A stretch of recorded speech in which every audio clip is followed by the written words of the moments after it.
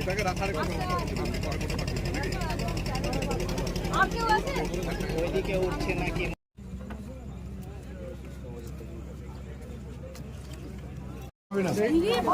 আস্তে আস্তে বাবা একটা বন্ধ করতে বলে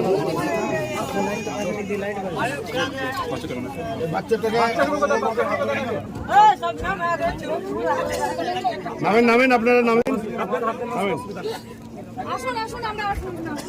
আস্তে আস্তে আস্তে আস্তে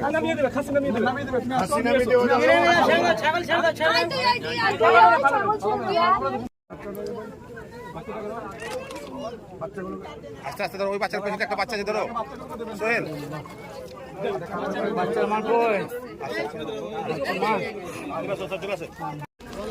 মাল আছে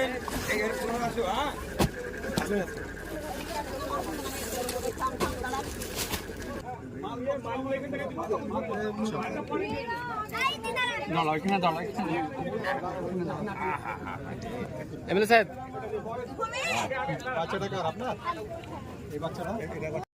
স্যার আজকে কতজনকে নিয়ে আসলেন? এখন অবধি 240 জন চলে এসছে, আর একটা বোটে আসছে 30-32 জন মতো। টোটাল যতজন ছিল পুরো বৈষ্ণবনগর ক্যাম্প থেকে আজকে চলে আসছে সবাই। এখন মালদে কেউ নেই?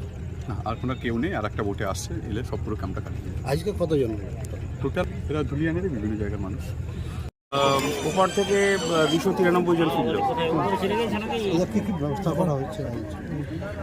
ওখানে রিলিফ সেন্টার এমনি আছে, আর যার বাড়ি ঠিক আছে তার নিজের বাড়িতে থাকবে।